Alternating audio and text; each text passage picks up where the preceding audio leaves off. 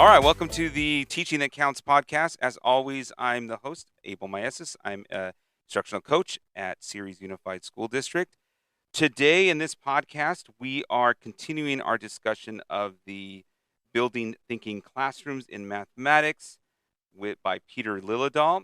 And I think today we are on chapter 6 and 7.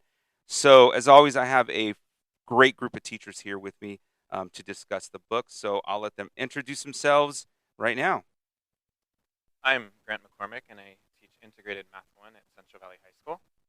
Diana Andrade, math teacher at Argus High School. Hello, I'm Elvis Delgado. I teach Integrated Math 1 and Computer Science at Ceres High School. I'm Sarah Mutra, and I teach Accelerated Math 2 at CV. Hi, my name is Tucker Schwarberg, and I am a math teacher at Ceres High School. All right. Well, thank you again for joining me, guys. And as always, I'm super excited to talk about this book. So what do you guys think about this particular chapter, where and when and where and how the tasks are given? I'll go ahead and jump in. What I really liked about this chapter was the recommendation to use verbal instructions when you're giving a task to really form a narrative and kind of construct a story when you're giving a task, rather than the task either presented on the board or giving them a handout or a worksheet. There was some discussion on what the most effective manner was, and they really highlighted telling the story and writing down pertinent information was the best way for students to engage and start thinking about a task most effectively. Yeah. I want to add to that. So today I actually did one of the tasks with my students, which is called, let me jump to the end of this chapter. Tax collector. We know it's tax collector because we're in your room right now. And it's all over my whiteboards. It's all over the whiteboard. It's still up here. We've got all the money symbols, and you can clearly see some of the thinking that was going on today. So, yeah, and so right before I got started, something that caught my attention with this book was not only the task, but like you got to get the attention of students. And something that stood out to me is like you got to get that attention within 5 minutes. And so that's what I told myself. I have 5 minutes to get the attention of students and create a story that they are going to be hooked and be like, I want to learn today. I want to be part of today, what's happening. And so when I did the tax collector activity with the students, I told them that it was my wife had to take an exam, and this is one of the problems. And so I was introduced to them as, can I be better than Mr. Delgado's wife and do better than what she got? Because we only got 22, and that was the lowest value you can potentially get, sort of. And my students were like, yeah, I think I can do better than his wife. And I can tell them, I want to prove to my wife that you guys are smarter than she thinks, because I always come and talk to you guys that you guys are often not doing your work. So we'll see what will happen. And they were engaged. They were doing the task. And I gave them 10 minutes to do the activity as best as I could. And then the last 5 minutes, I had 2 students who had the highest numbers to kind of explain what they did in the reasoning. And that worked out really nice. And I really like this activity. And then we jumped into the class lesson, and they were working on notes and making sure they were writing this down, and they were hooked. That's what I liked about it. Yeah, if Mr. Delgado's wife is listening to this podcast, thank you so much for helping his class be engaged today.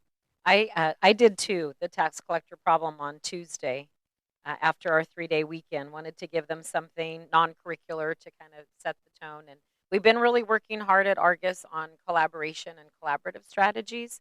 So I told them, that was the whole purpose of what we did. Get them to think and get them to collaborate. So that is how I marked them for their participation, was how were they engaging in their group. And they all did. They all did really well. So I agree that time to task is super important.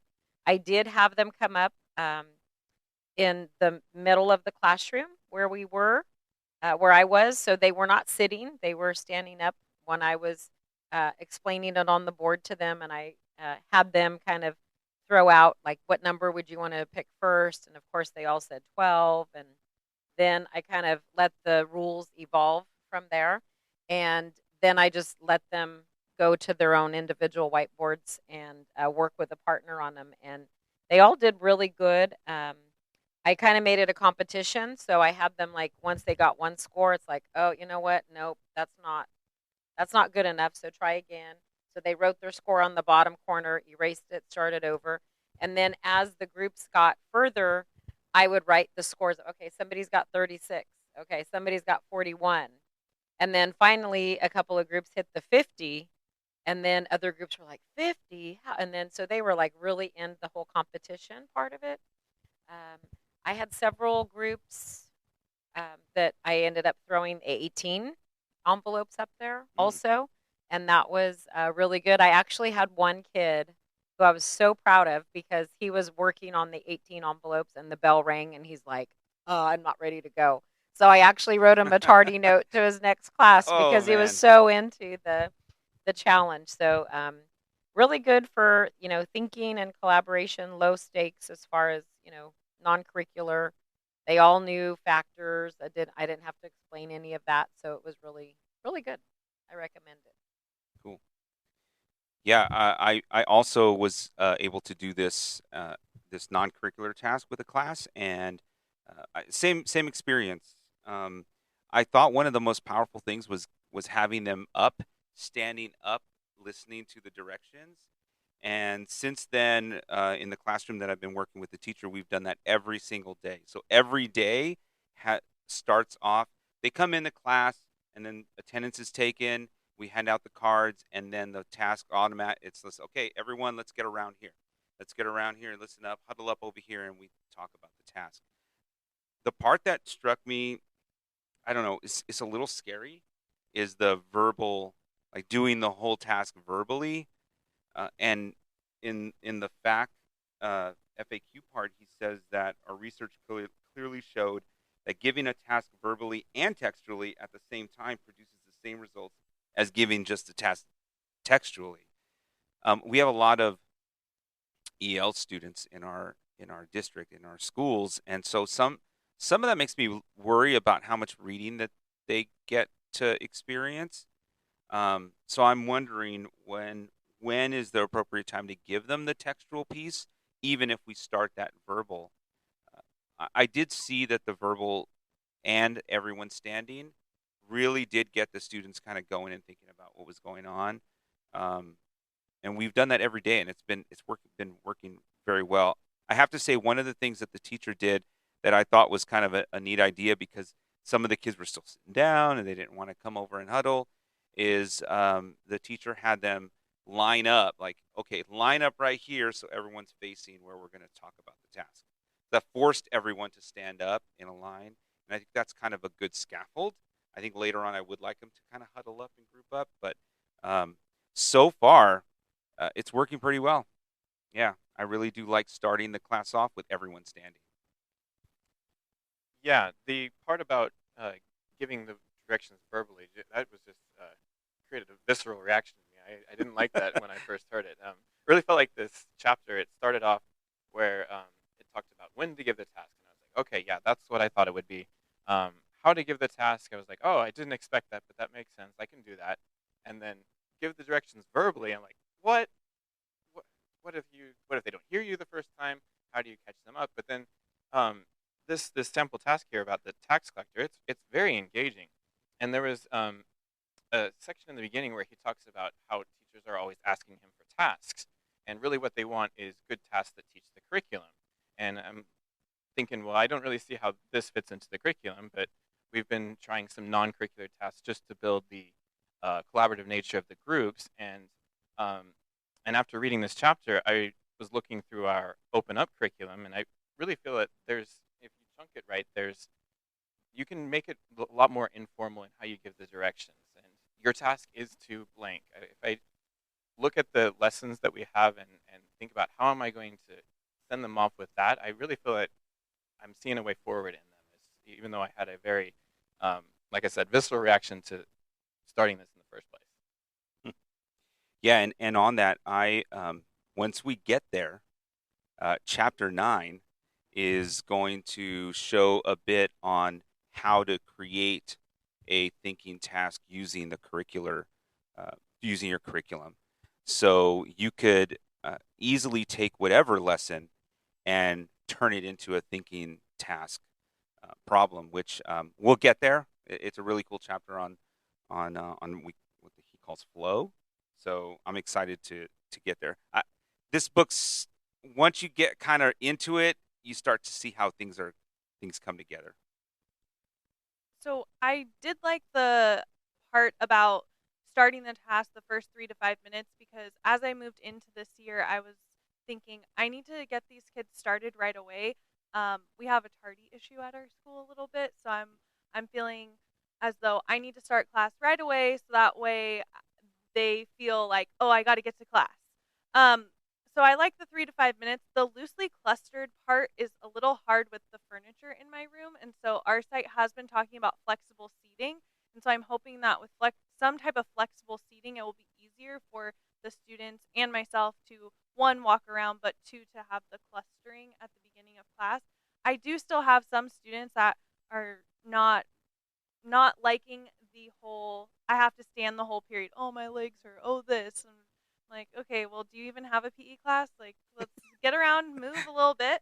The other thing about this chapter about giving the task verbally, and making it a narrative, I feel like I would struggle with that. The tax collector, they do a really nice job in the book of this is what you say and the script. But if I have to come up with that script myself, I don't think I'm that creative. Um, I hope that I'm engaging to my students, but I don't feel like I can come up with that script. So that's the one thing that I felt was something that would be challenging for me.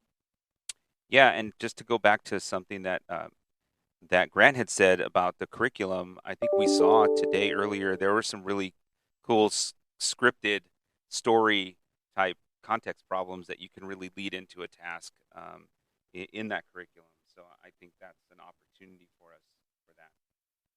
In terms of the doing verbally, I just want to go to one of the FAQs he talks about. And the question here was, how do I distinguish between the parts that I should say and the parts that I should write? And he says an easy rule to follow is to say words and write numbers, symbols, and images. So that's got me thinking like a graph is something I would put up. Anything mathematics, right? We have a lot of symbols, but things that are where he gives some examples, right? The speed of a bird, 4 meters per second. Like those are the things you might want to write, but you really want to like words or stories. You want to say that verbally and not give them a whole task. And I know sometimes when we look at the curriculum, it's just huge, like a lot of words on a paper, and sometimes that's intimidate. Not sometimes, a lot of times that's intimidating. So I wonder if this is helpful to lower that intimidation feeling that some students have. I was kind of with Sarah on the whole. Well, I have students coming in late. How can I jump into a task when I have kids coming in late and they're not going to know what's going on? But I really like how he answered that frequently asked question. He said, write the pertinent information so they can have some wherewithal of what's going on, what the information is, and then really have their group explain it to them. Put some of that onus back on the students to explain what the situation is. And I thought that was good, because that would be annoying as a teacher. You're getting the ship, the plane in the air, and then all of a sudden, after cruising altitude, you have to get a passenger on board. Yeah, that would be that's annoying. a great analogy there, Tucker. Yeah. And then too, I really liked how he transitioned from that verbal explanation. I believe this was in the FAQ about how do I get students to be able to decode text, because if we go to verbal and then all of a sudden they're on a high stakes test and they can't decode text, how do they do that? And then able to the point that you brought up with English learners, how do we assist them in that? And he made a good recommendation that you can eventually transition to this. This isn't a blanket statement. You don't have to 100% do this. This provides the most efficient manner of thinking in a classroom, but really like the last, I think he said 1/3. Someone can fact check me. Yeah, the last third of the year, you can start transition, giving them the text and really scaffold that. What do you think the pertinent information utilize, so on and so forth. So Yeah, I would see that. I would think that maybe one of the math language routines of like 3 reads would be something that would work really well with our students, with any students, as we move along after they've been thinking for a long time. Good point. Another thing in the FAQs that I noticed was on page 112, it talks about only about 20% of the students need to understand the task and that the knowledge mobility takes care of the rest. I found that super interesting, and I'm using the vertical whiteboards in my room. I'm not necessarily using tasks right now. I did for the first week, but as we're getting into factoring polynomials of higher degree, I'm noticing that my students aren't factoring completely. They're leaving a difference of 2 squares in their answer, but I'll have at least one group that factors completely. So I've been telling groups, okay, pick one person. They're going to be an investigator. They get to go around, look at all the other whiteboards, and then bring back that knowledge to your group. And I feel like that's helped, but it is a little scary when I look at the whiteboards and I'm like, oh my gosh, no one has it right. Like, but I just have to trust the knowledge mobility, because I do start to hear students say like, well, we should look at this person's board. Like, wait, they're doing something different. Or they start talking to the group next to them.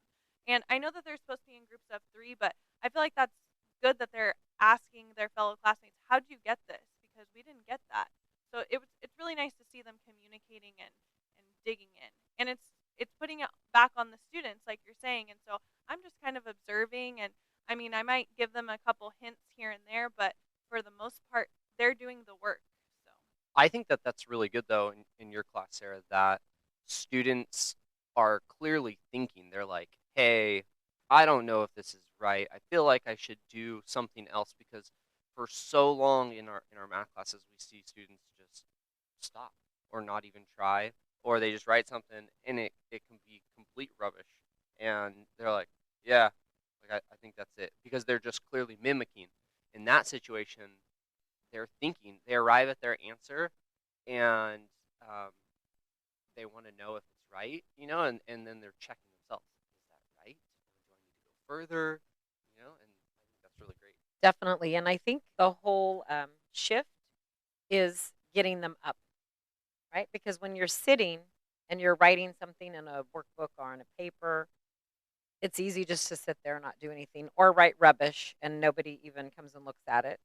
But when you're up and you're putting your work up, right, then that gives them more, more power to look around, and they don't feel like they're cheating if they look over there. And, building that in is super important. But I think the game changer, the catalyst, is definitely getting them up.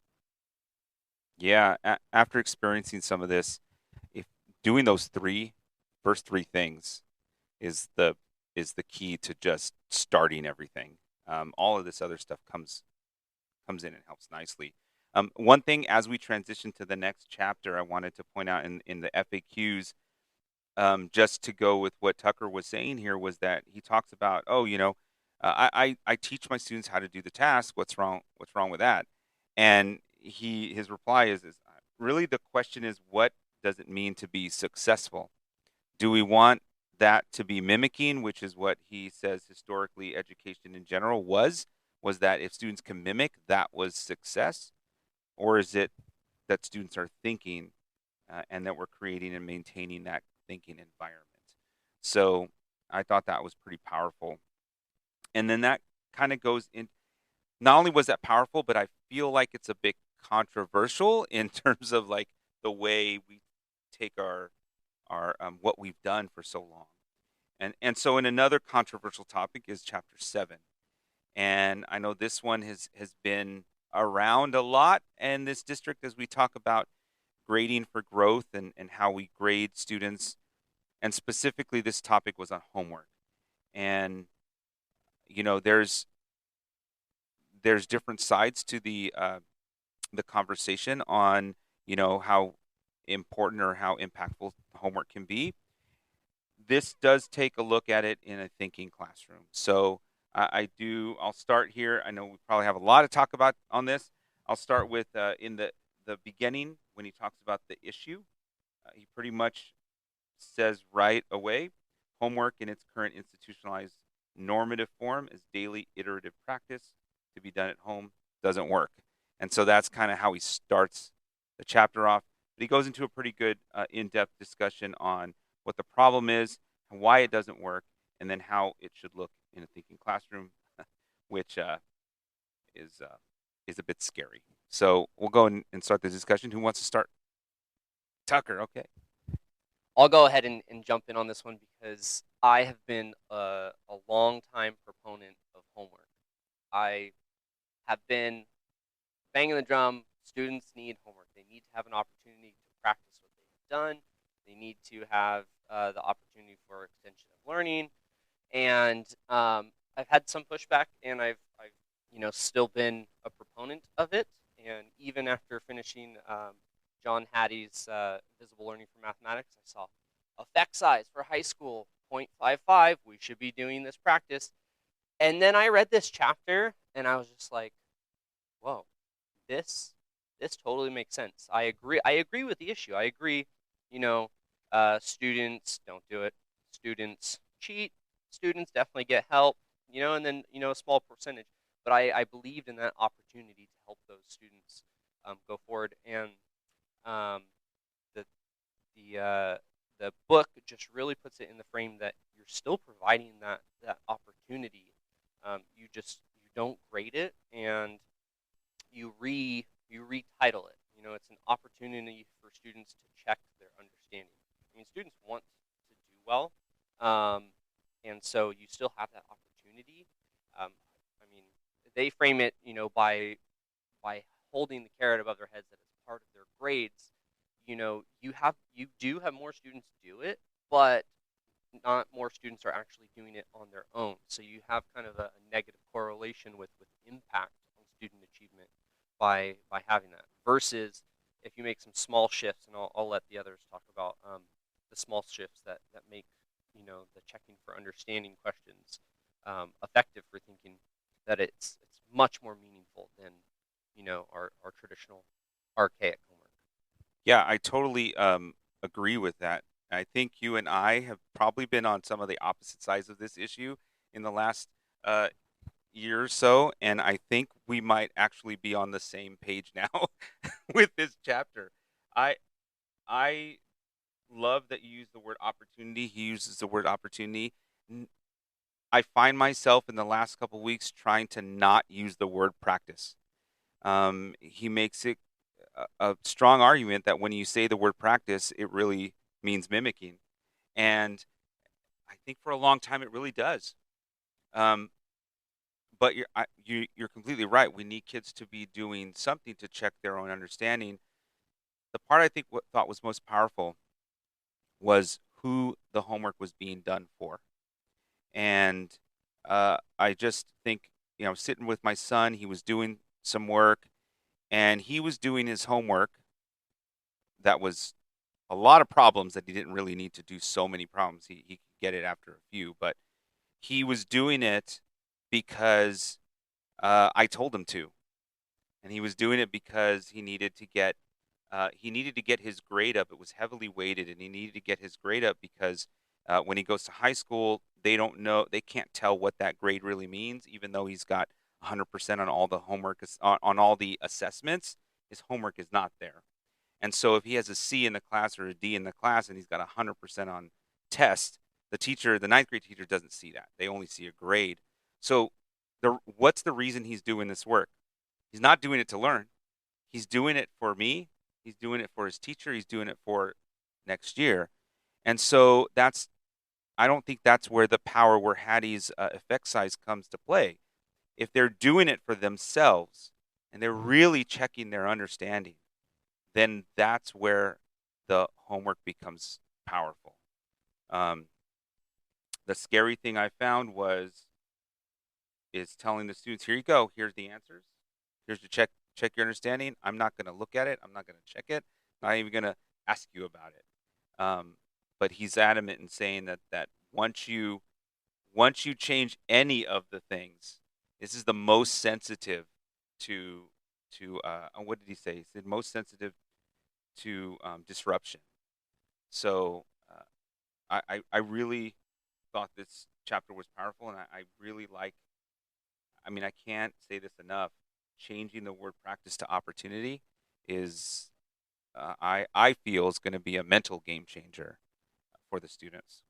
So I really liked this chapter, and I really hate homework. I hate students doing homework. I give them opportunities in class to work on the homework, but as far as my end of grading the homework, I simply look for completeness. So the homework is not for me, it is for my students, but I do think that a lot of my students would agree with what the book is saying. How the students don't think it's for, they think it's for me. It's for the mark, it's for the grade, it's not about the learning. So I had a hard time because as I was reading this, I was also creating homework assignments, and I didn't want to name them assignment 1.01, 1.02. But I am in a vertical PLC, and so I've already told my students that homework is worth 10% of their grade this semester. So I don't want to go back on that.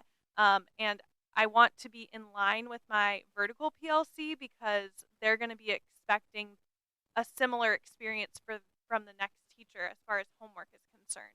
So I think going into next year, having that conversation with my vertical PLC, saying, this is something that I would like to try. It doesn't necessarily mean we need to be on the same page about it, but I do want to, just give them check your understanding questions. I also did like that they gave the answers, but then they also gave the worked out answers. And so I did that for the homework assignments this time. So when I'm posting the assignment, I'm also posting just the answers. And then the next couple days, I'll post the full solution set with the worked out examples. However, it's a little tricky with factoring because some of them, it just factors once. There's no real work to show. So I'm hoping as the units progress that it'll make a little more sense with the answer key and the worked out answers. Yeah, and to add to that, I mean, homework is, I mean, it hits home for me when it starts talking about homework. Um, and I think it's going to be different for every individual. I know that going home for me was I didn't get the support that I needed from my parents or anyone else. So either I did my homework or I didn't do my homework. And when I was reading this chapter, it's like, dude, that is so true. Like, I would not do my homework because I had other things to do. And if I tried to do it, I mean, I only did what I understood. And if I didn't get it, that was it. I try not to cheat because I knew that I was cheating myself out of it. Because it's like, if I don't get it, then what's the point? Because I'm going to fail the test either way. So might as well just do what I know. And I was going through the chapter. Something that kind of stood out for me a lot was the idea of how many students try to do it again for the teacher and not necessarily for themselves. So it started making me thinking about the classes I teach, math and computer science. And in computer science, I do not allow any homework. Or I tell my students from day one, you guys don't have any homework here. There's no need for homework. Everything we do is in class, but you do have general responses, and you're going to keep track of what you're learning and your progress. And I feel like that has been so much more helpful than students having to go home and try to do the problems with no support, and instead of having someone here in class where they're like, well, am I doing this correctly? Or, you know what, this is where I learn and this is what I get. And they just kind of give me that journal and I read it and like, okay, they're on track, or I see where they're having misconceptions too. It's in a form of checking for understanding. I also want to add, I was talking to my wife about the whole cheating aspect, and I asked her, "Is there a time when you cheated in high school?" And she's like, "Well, there's times when I cheated when I didn't understand the material." And I asked her, "Did you ever cheat on your homework?" And she goes, "Well, I didn't do the homework because I also had things to do. But like, what about your test?" And so we started thinking about cheating in classroom for a test. She goes, "Well, if I didn't know the concept, I wrote like small little notes, but sometimes it helped and sometimes it didn't help." And she asked me like, "Did you ever try to cheat?" I was like, "Ooh, that's a hard one." And I started thinking about it. There was probably one test that I felt like I needed to cheat because had not studied or anything. But I wrote down things that were not even on the test and did not even help me at all. So that was like the first and last time I figured that I would try to cheat because what was the point of it? Yeah, it's just I wasted my time on trying to cheat and it didn't even help me. So yeah. I think that kind of comes back to the notes. And have we talked about note taking already, or is that a chapter? I think we might be coming to that chapter soon. Oh no, that's in chapter I think 10 or 11. Um, when we keep that in mind when we get to the note-taking issue, because I think your story connects with students taking notes. Um, I think it connects very well. So, well, thanks for, I think your wife has some sort of connection with your teaching, right? Um, this chapter, there was a lot in it, right? And I think at the table, I've probably been in education longer than some of you have been alive. So I've kind of been through the whole gamut of assigning a bunch of problems and, for homework and grading it and all the way to like, not assigning homework or assigning it and, not marking it or marking it just for completion. So kind of been through the whole aspect of all of the different scenarios for me. I did evolve to just a few problems, making sure they always had the answers to them.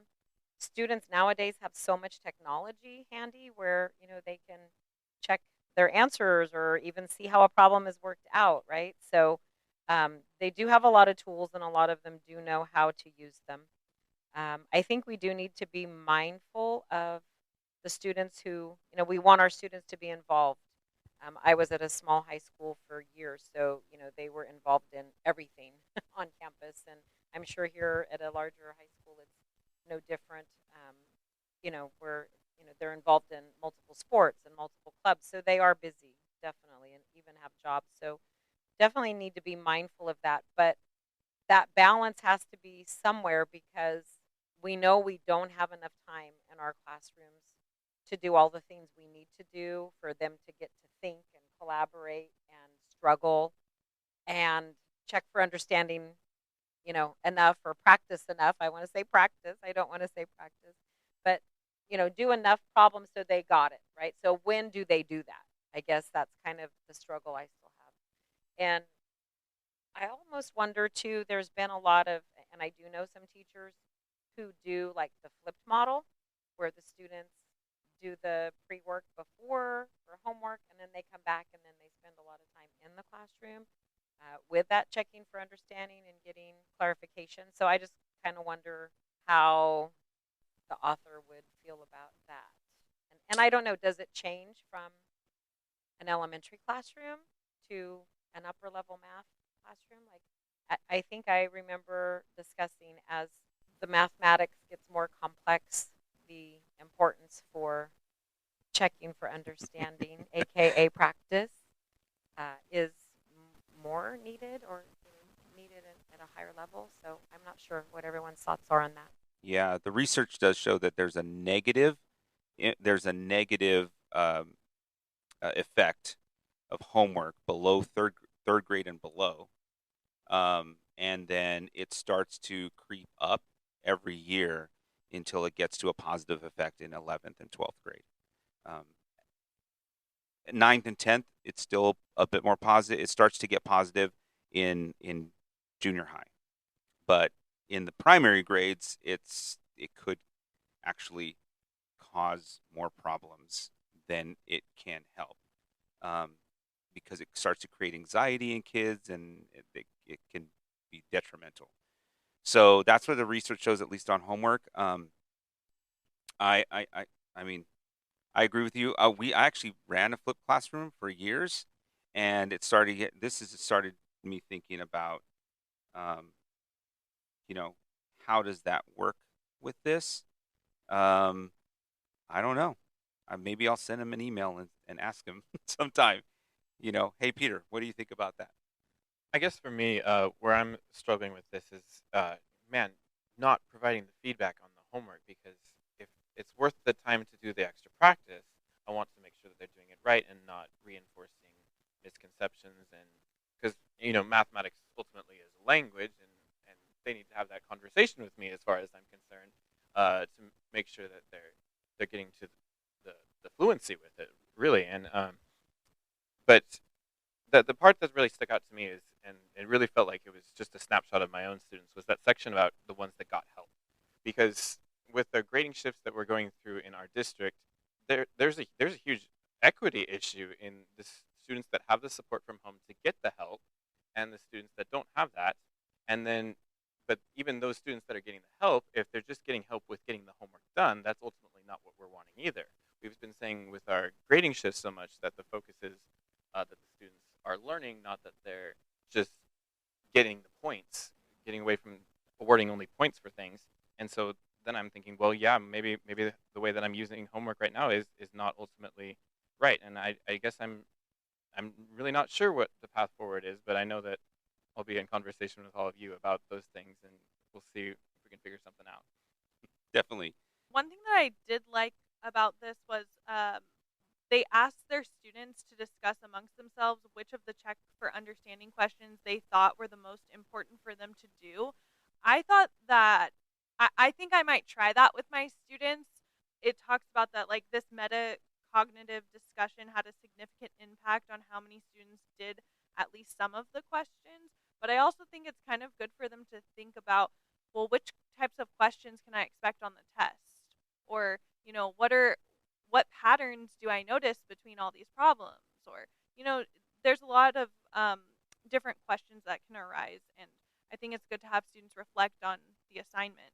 I know we're not supposed to say the word, but the assignment. So one of the things about this chapter is that it starts to look at giving the students more power in their own learning, giving them that power to go, yes, I do need to check myself, and I'm going to do this for myself, for my learning as we move forward. And even though you're not going to have as many kids complete the homework, those that do complete it for the right reasons.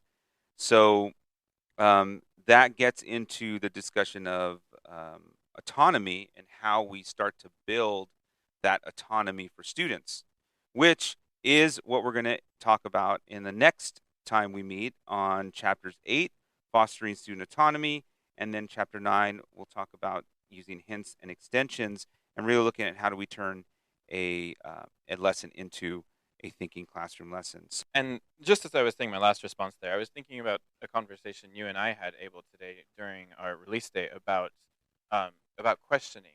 And when you ask a question, the progression from justify, explain, teach, and create. And I guess maybe where I really need to start is, am I asking the right questions in my check for understanding questions, or are they very focused on the surface level ones? Because that is ultimately when I give homework, I'm not giving them super difficult ones where like create your own problems, because I'm thinking about what can they do on their own, the low DOK questions, and maybe that's where my focus needs to go next. All right, that's a perfect segue into our ending here in looking at hints and extensions in chapter 9.